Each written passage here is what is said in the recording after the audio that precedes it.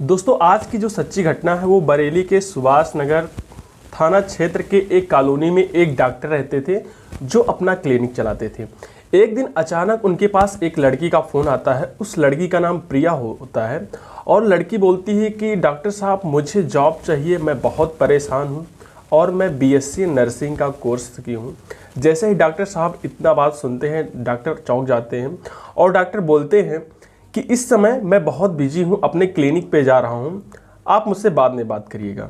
उसी शाम दोस्तों जिस दिन लड़की फ़ोन की थी प्रिया, उसी शाम डॉक्टर के क्लिनिक पे जाती है अपनी सहेली के साथ और डॉक्टर साहब ने पेशेंट को देख रहे होते हैं। तब तक उनका नंबर आता है और जैसे ही उनका नंबर आता है डॉक्टर बोलते हैं कि बताइए आपकी क्या प्रॉब्लम है। तुरंत वो लड़की बोलती है डॉक्टर साहब मैं पेशेंट नहीं हूँ, मैं वही लड़की हूँ जो आपके पास फ़ोन किया था सुबह।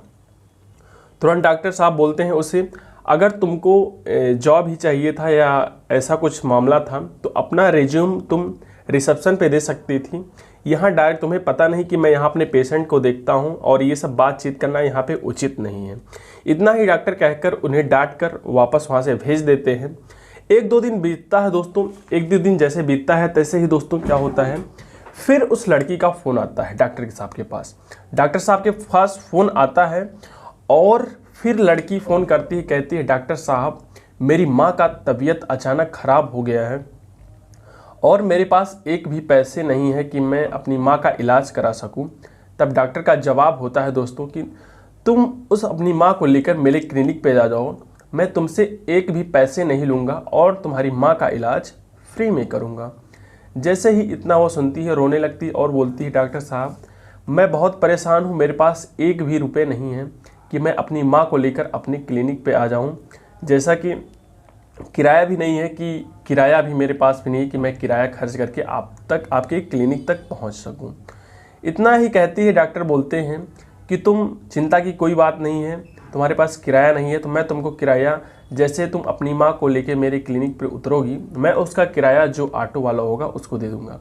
फिर रोने लगती है प्रिया और बोलती है कि डॉक्टर साहब मैं बहुत परेशान हो चुकी हूँ, मेरा मन कहीं नहीं जाने क्या है, अगर आप मेरी माँ का इलाज कर सकते हैं तो मेरे घर पर आकर मेरी माँ का इलाज कर दीजिए, मैं आपका बहुत एहसानमंद रहूँगी, आपका एहसान कभी नहीं भूलूँगी। इतना ही डॉक्टर सुनते हैं और डॉक्टर के मन में एक दया भावना उत्पन्न होती है और बोलते हैं ठीक है तुम अपना एड्रेस मेरे मोबाइल पे सेंड करो, मैं आने का प्रयास करता हूँ। जैसे ही प्रिया अपना एड्रेस सेंड करती है डॉक्टर साहब के पास, डॉक्टर साहब बिना कुछ सोचे समझे उनकी माँ की इलाज के मदद के लिए वहाँ पहुँचते हैं और बोलते हैं प्रिया से कहाँ है तुम्हारी माँ, चलो मैं उनका इलाज करता हूँ। जैसे डॉक्टर साहब वहाँ पहुँचते हैं उसके बाद क्या होता है दोस्तों, वो प्रिया बोलती है कि डॉक्टर साहब मेरी माँ मेरे कमरे में है, आप कमरे में चलिए और इलाज कीजिए। जैसे ही डॉक्टर साहब दरवाज़ा खोलते हैं अंदर से दरवाज़ा बंद कर लिया जाता है और वहाँ पे मौजूद होती है उसकी सहेली जो प्रिया के साथ में थी और वह बिना कपड़े निर्वस्त्र थी दोस्तों, बिना कपड़े की थी और डॉक्टर्स के साथ अश्लील हरकतें करने लगती है और अपना मोबाइल ऑन कर लेती है। तब तक डॉक्टर दरवाज़ा पीटता है और वहाँ से निकलने का प्रयास करता है। जैसे ही दरवाज़ा खुलता किसी तरीके से, तुरंत वो प्रिया और उसके दो दोस्त उसके साथ और आ जाते हैं और वो दो दोस्त जो होते हैं वो लड़के होते हैं जिनकी पहले से भी साजिश थी कि डॉक्टर साहब के आते वक्त हमें क्या करना है, क्या है सिस्टम, कैसे सारी चीज़ों को सेट करना है, ये सब सारी चीज़ें। उसके बाद डॉक्टर साहब के साथ अश्लील हरकतें और उनके पूरे कपड़े उतार दिए जाते हैं, उनके साथ वीडियो बनाया जाता है अश्लील और उन्हें वायरल करने का धमकी दिया जाता है। तब डॉक्टर साहब परेशान होते हैं और बोलते हैं आखिर तुम लोग चाहते क्या हो। उन लोगों का जवाब होता है कि पैसा। जैसे उन लोग बोलते हैं पैसा, डॉक्टर साहब अपना एटीएम और उसका पिन बताते हैं और बोलते हैं कि मेरे एटीएम में अभी 50,000 रुपये है, इसमें तुम लोग निकाल सकते हो। जैसे ही वो अपना एटीएम देते हैं उन्हें वहाँ से जाने दिया जाता है। उसके बाद एक दो दिन बीतता है दोस्तों, डॉक्टर साहब को फिर से ब्लैकमेल किया जाता है और उन्हें 1,00,000 रुपये की डिमांड और किया जाता है।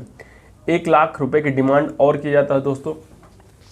तब डॉक्टर साहब परेशान हो जाते हैं और न उनके परिवार वालों को ये बात पता चलती है न किसी को, और सोचते हैं डॉक्टर साहब मेरे इस उम्र में अगर लोग मेरे बारे में सुनेंगे तो क्या कहेंगे, ये सब सुनते हुए डॉक्टर साहब तुरंत जाते हैं अपने पास के थाना क्षेत्र में, उनके नाम FIR कराते हैं।